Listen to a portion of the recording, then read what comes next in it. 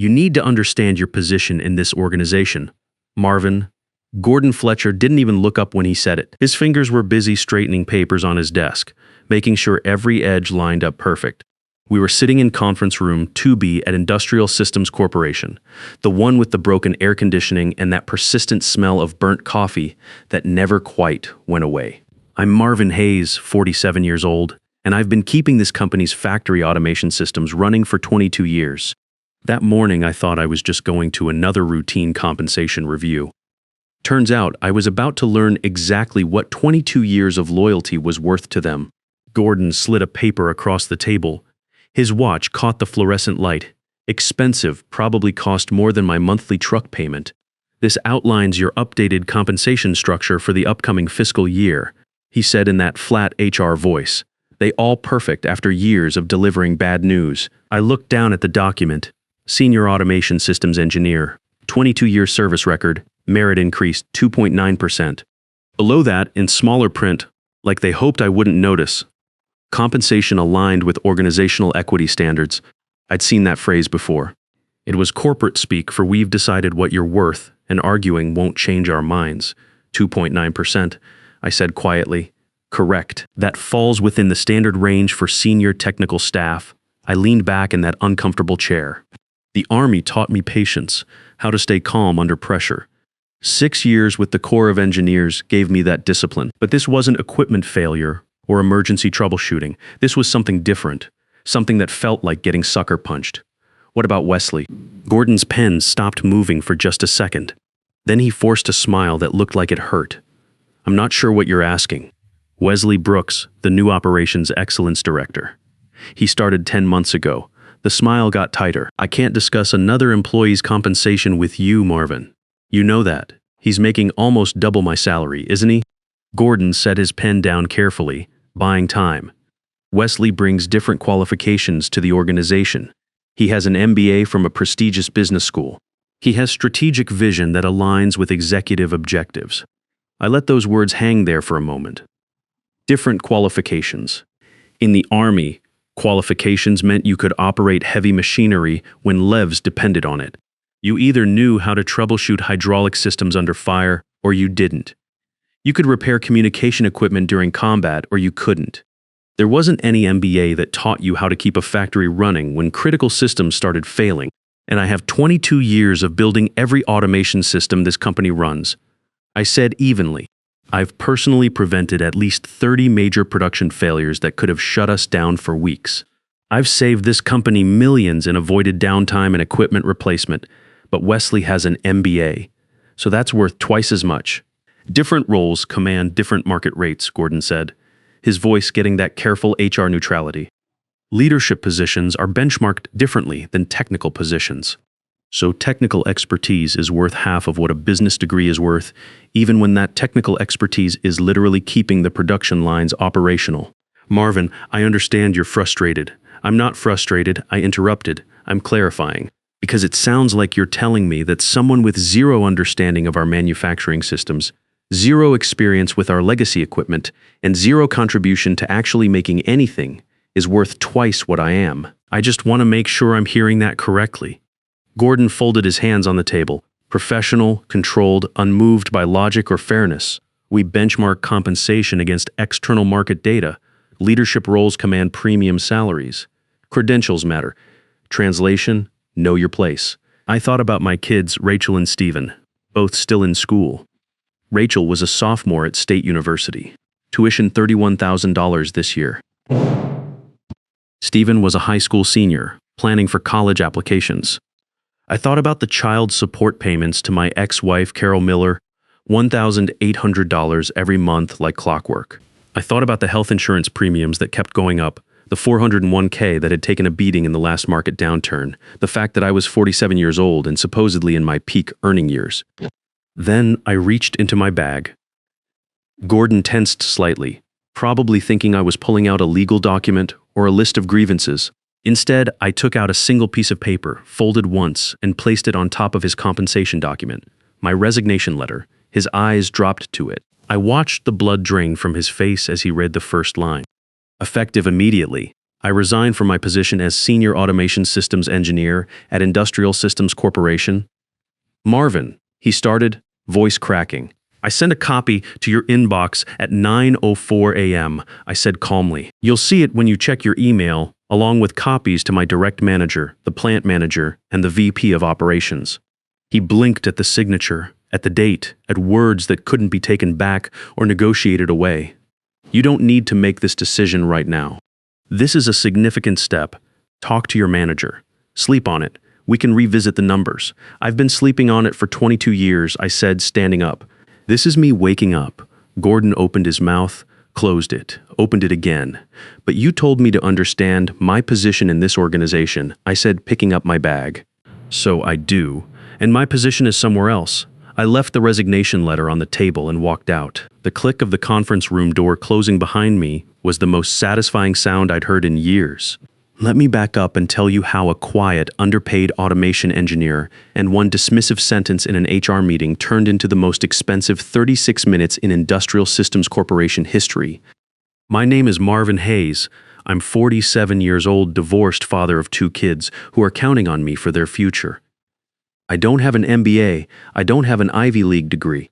What I have is an engineering degree from a state university. 6 years in the Army Corps of Engineers, working on construction equipment and power systems, and 22 years of institutional knowledge about manufacturing automation so complex that it required constant attention just to keep it running. The Army shaped how I approach everything. When you're responsible for keeping generators operational in forward operating bases, you learn that people's safety depends on systems working exactly as designed. You don't get to blame someone else when power fails during operations. You don't get to make excuses when hydraulic systems break down in the middle of a mission. You fix it, document what went wrong, and make sure it doesn't happen again. That discipline served me well when I started at Industrial Systems Corporation in 2002, right after I finished my degree on the GI Bill. Back then, they were a mid-size manufacturing company trying to compete with automated facilities 10 times their size. On paper, they provided precision manufacturing for aerospace and defense contractors. In reality, they ran a collection of production systems held together with outdated programming, manual workarounds, and the desperate prayers of 2 exhausted technicians. The company had contracts with major aerospace firms, defense contractors, and automotive manufacturers. Their production lines made critical components for aircraft engines, missile guidance systems, and precision automotive parts. When those systems went down, real people lost their jobs. Contracts got canceled. Delivery schedules collapsed.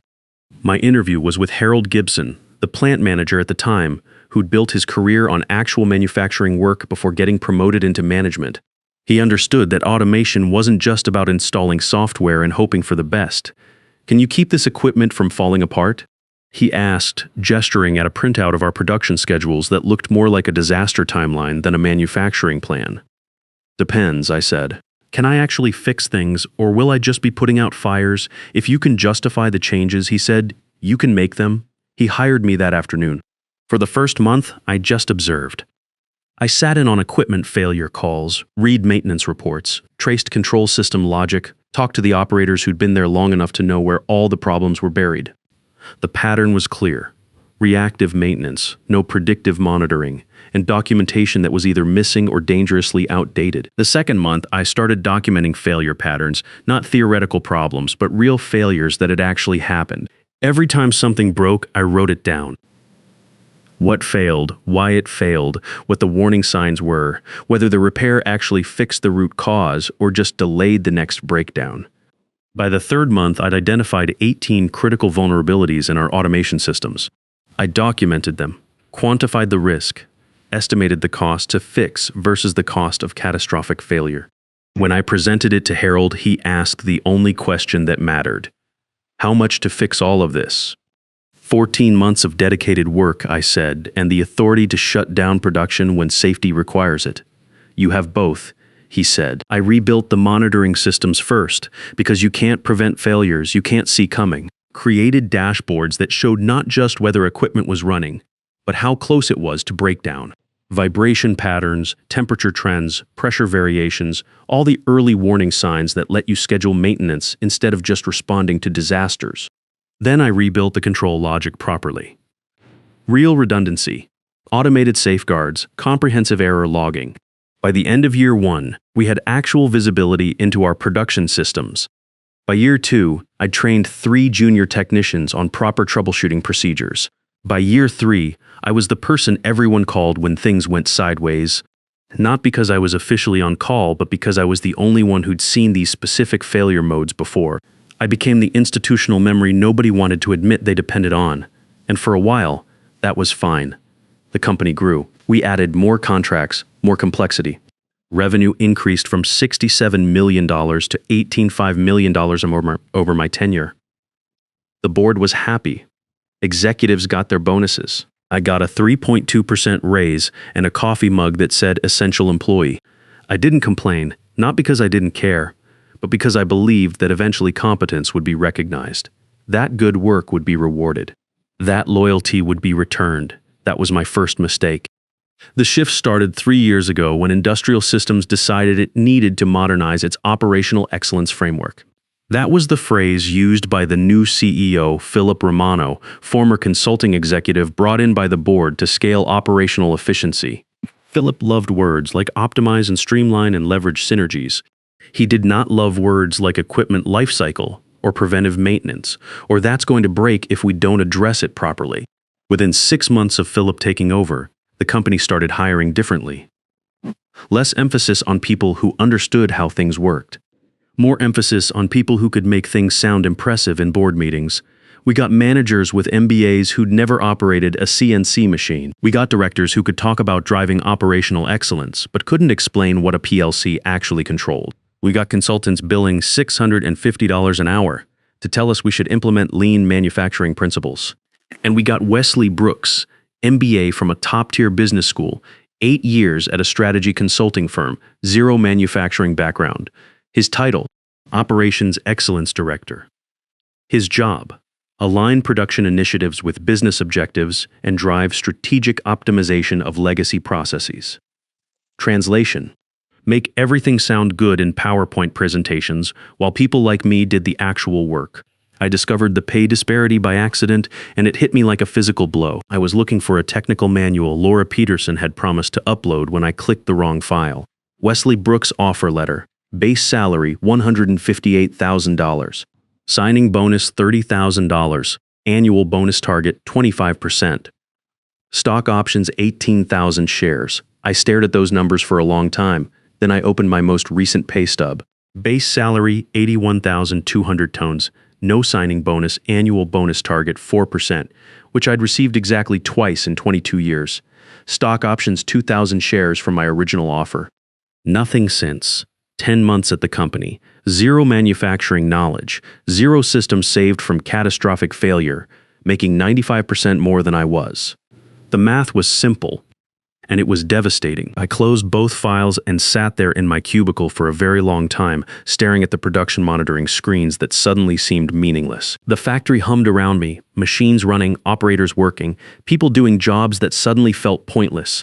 That evening, I went home to my empty apartment and did something I hadn't done in 8 years. I updated my resume, really updated it. Not just the annual courtesy refresh for HR files. I documented every major system I'd built, every crisis I'd prevented, every innovation I'd implemented that saved the company money or reduced downtime. The list was longer than I expected. The hydraulic system redesign that prevented the catastrophic press failure in 2018. The control logic overhaul that stopped the contamination incident in 2020. The predictive maintenance program that reduced unplanned downtime by 74% while catching 89% more potential failures before they happened. I sent my resume to 4 recruiters I'd been ignoring for years. Within 48 hours, my phone was ringing. Within 2 weeks, I had 5 serious offers. Within 3 weeks, I'd accepted one. Senior Manufacturing Systems Engineer at Advanced Manufacturing Solutions, $134,000 base salary, 18% bonus target, real stock options. All I needed was the right moment to leave Industrial Systems. Gordon gave it to me. By 9:12 a.m., my security badge had been flagged for deactivation. By 9:18 a.m., my system access was being revoked across 23 production environments. By 9:23 a.m., I'd cleared my desk, boxed up my tools and that coffee mug that said essential employee, and walked past 6 colleagues who suddenly became very interested in their computer screens. By 9:31 a.m., the first critical alarm started screaming. Here's what most people don't understand about complex manufacturing automation. It's not like a car where you can pop the hood and see what's broken. It's more like a human nervous system. Interconnected processes that depend on each other in ways that aren't always obvious.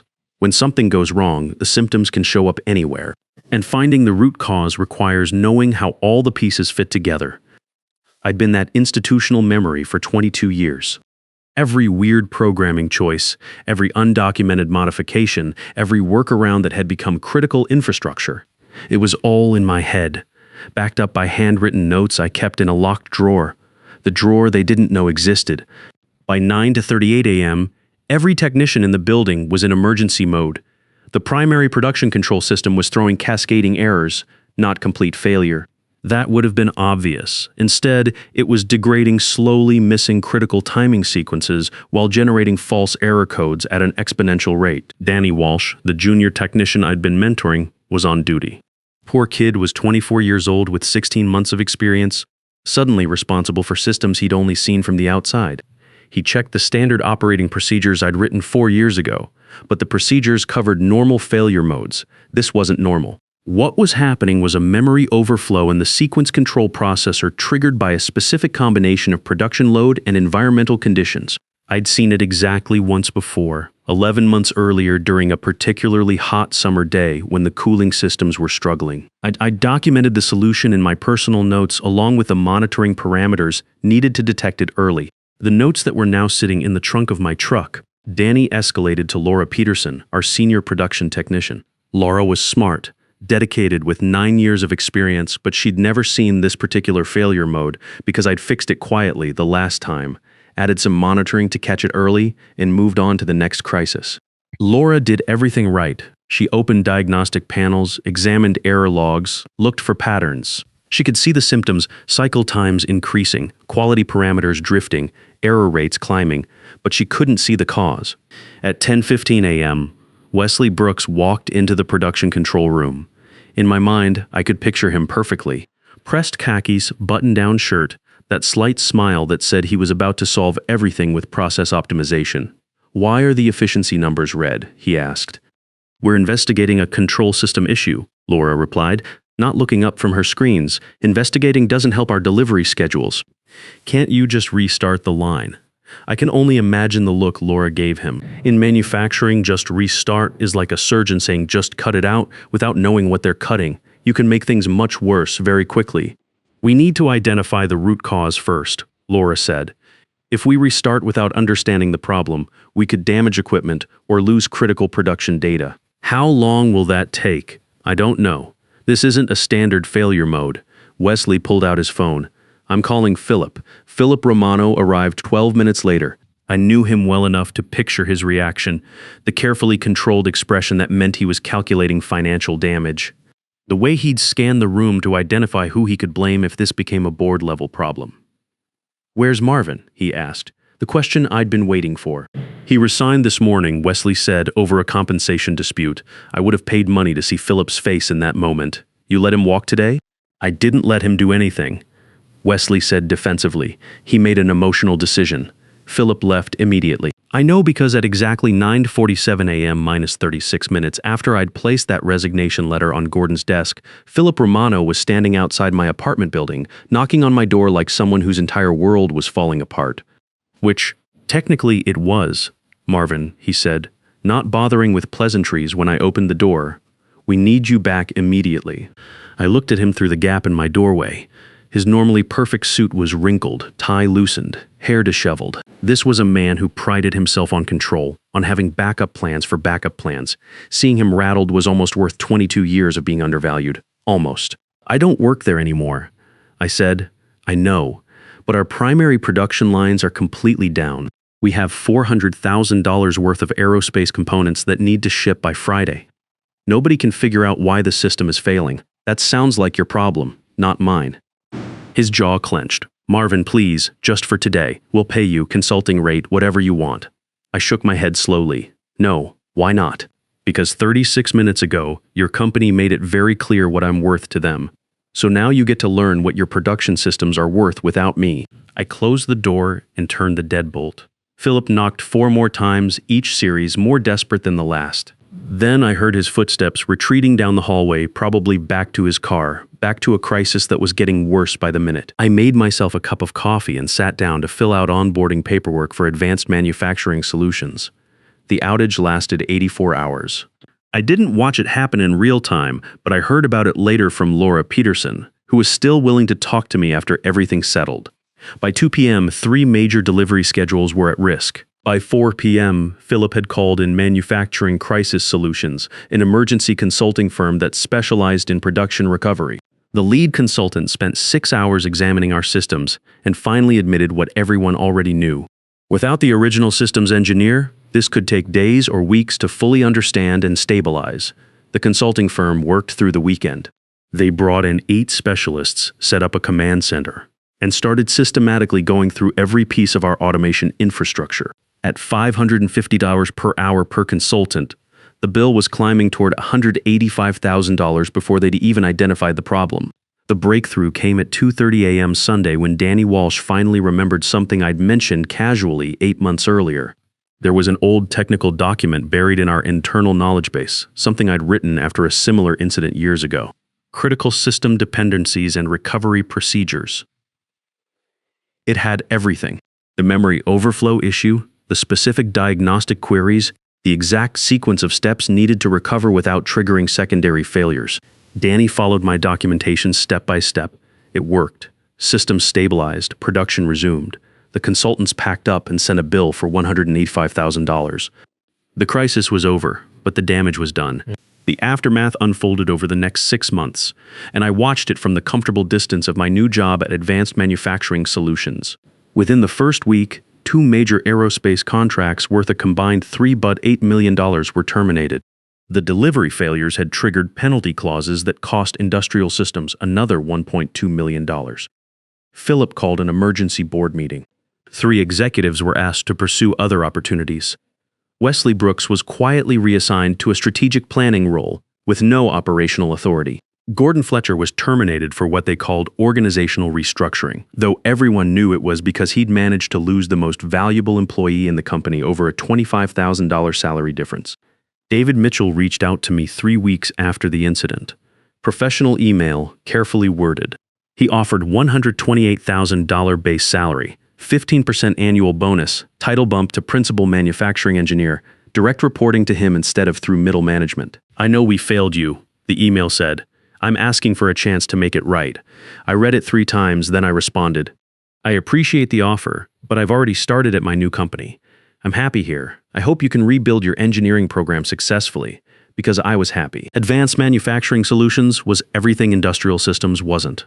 The CTO, Dr. Rebecca Davis, had spent 12 years doing actual engineering work before moving into leadership. She understood that manufacturing automation wasn't a business problem you could solve with strategy meetings and PowerPoint presentations. "What's the worst crisis you ever responded to?" she asked during my final interview. I told her about the hydraulic system failure we'd prevented in 2018, how I'd tracked a pressure anomaly through 4 different production lines and identified the root cause before it could trigger a catastrophic equipment failure. She nodded slowly. "If you join us, that kind of knowledge won't sit in someone's head or personal notes. It'll be documented, shared, and built into our processes. We've learned that talented people leave. When they do, we need to make sure the organization retains what they knew. Starting salary, $124,000. Bonus target, 18%. Stock options, 12,000 shares. But more than the money, it was respect. On my first day, Rebecca introduced me to the engineering team. This is Marvin Hayes. He's joining us as Senior Manufacturing Systems Engineer. He has more real-world automation experience than most of us combined. When he tells you something about production systems, listen, because he's earned that authority through 22 years of keeping critical manufacturing running. No qualifiers, no he's just a technical person, just respect. Within 6 months, I'd rebuilt their monitoring infrastructure using everything I'd learned at Industrial Systems, but properly documented this time. Within a year, I'd trained 4 other engineers to the point where they could handle major incidents independently. Not because I was trying to make myself replaceable, but because I was building something sustainable. Today, I'm Principal Manufacturing Engineer at Advanced Manufacturing Solutions. I make $147,000 base salary. My bonus last year was $26,000. When we go public next year, my stock options will set me up for a very comfortable retirement. But more than the money, I have something industrial systems never gave me: respect. When I say something's going to fail, people listen. When I document a procedure, it becomes required reading. When I suggest we need to slow down and do something right, nobody tells me to understand my position. Because my position is exactly where expertise should be at the table, with a voice being heard. 2 years later, I got an email from David Mitchell. Subject line: consulting opportunity. They wanted to bring me in as an external consultant for quarterly system reviews and knowledge transfer sessions. The proposed rate: $245 per hour. I thought about it for exactly 36 minutes. Then I said yes. Not because I needed the money, but because I wanted to see if they'd actually learned anything. They had. The executive team that had dismissed me was gone. The new leadership understood that technical expertise wasn't just another line item in the budget. It was the foundation everything else was built on. Sometimes it's not about revenge. Sometimes it's just about respect. And when your kids call to say they're proud of how you handled everything, when you can sleep at night knowing you stood up for yourself, that's worth more than any consulting fee. The CEO knocking on your door 36 minutes later wasn't victory. It was just confirmation that you were right all along. Your expertise doesn't become more valuable the moment you walk away. It was always that valuable. And the right people knew it. The difference is that some organizations need to lose what they can't afford to lose before they learn to value what they should have treasured. They say just forget. Move on like it's easy. But forgetting you feels like remembering someone I've never seen. I've been trying to erase you from the places in my mind, but the harder that I fight it, the more you're hard to leave behind. Every memory keeps slipping through the cracks I try to close, like a face I should remember, but somehow never know. Forgetting you feels impossible, like chasing something I can't hold, like trying to remember someone that I've never even known. I keep reaching through the silence for a past I can't undo, 'cause letting go of what we had feels like losing something true. Every moment turns to fragments, every thought just fades to blue, like I'm searching for a feeling that still only leads to you. Forgetting you feels impossible, like chasing something I can't hold, like trying to remember someone that I've never even known. I keep reaching through the silence for a past I can't undo, 'cause letting go of what we had feels like losing something true.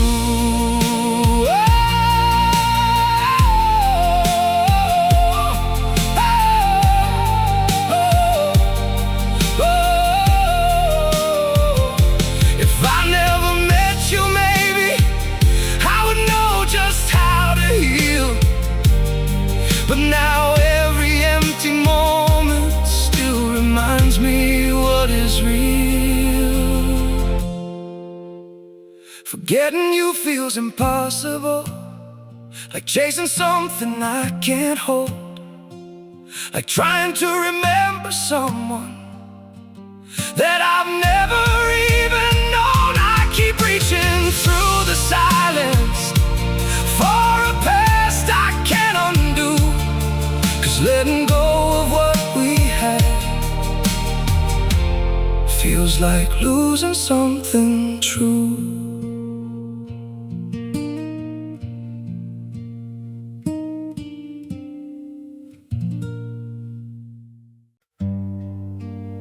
Some days feel off,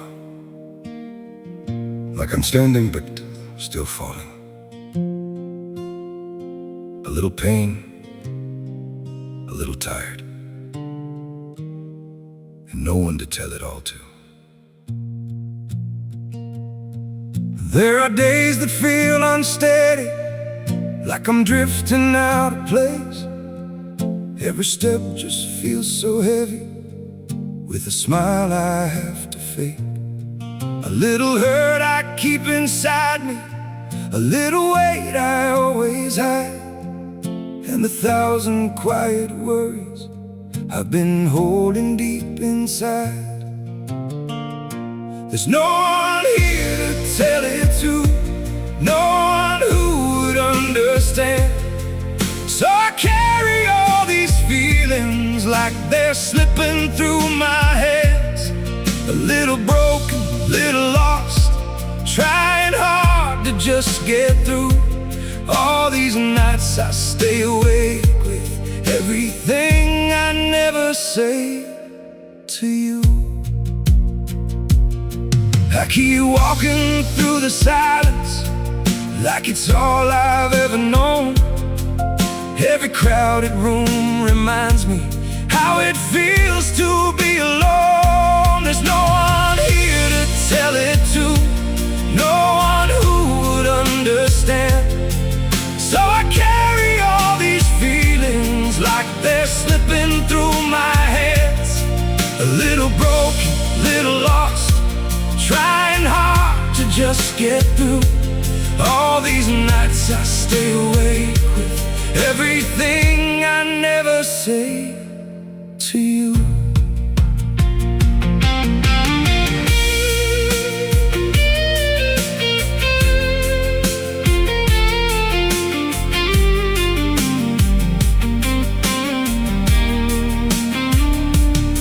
Maybe one day I'll be stronger, maybe I'll learn how to speak, but for now I keep it buried in the parts of me too weak. There's no one here to tell it to, no one who would understand. So I carry all these feelings like they're slipping through my hands. A little broken, little lost, trying hard to just get through. All these nights I stay awake with everything I never say to you.